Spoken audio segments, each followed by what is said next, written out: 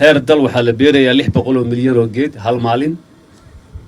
heer deegaankeena 2.5 milyan oo geed ayaa la beerayaa oo goobta maanta aan taagana uu ka mid yahay mid ka mid ah dhirbeerista maanta la samaynayo.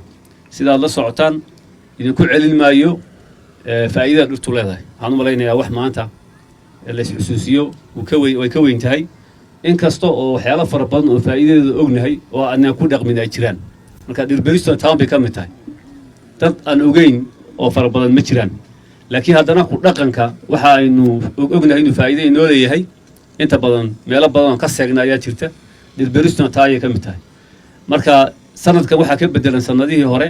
dhirbeeristu waxaa laga samaynayaa meelo ay sahlanaanayso dabagalka in la ogaado inay baxda iyo inaan bixin. waad ogtihiin dhir badan baan soo beernay, laakiin dhaliil ka mid a dhaliilihii hore loo soo jeedinay waxay ahayd dhirta waa la beeraa maadaama meelo kala duwan lagu beerayo deegaankeenuna biyo la'aan uu caan ku yahay.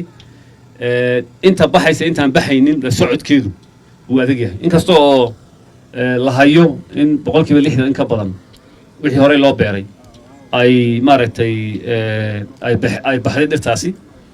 haddana si loo xoojiyo dabagalka waxaa lagu beerayaa macadyada iyo meelaha magaalooyinka.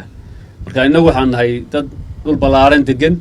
dhulkaa ballaaran oo dhan biyo ma laha, dabagalku waa adkaan karaa. marka inaad magaalooyinkeenna waa siigadii iyo boodhkii la mari laayahay. marka inaad magaalooyinkeenna iyo macadyada waxbarashada caafimaadka xarumaha maaragtay maamulada meelaha waaweyn inaan ka beerno ma garanaysaa ayaa maaragtay loo qaatay istaraatiiji ahaan.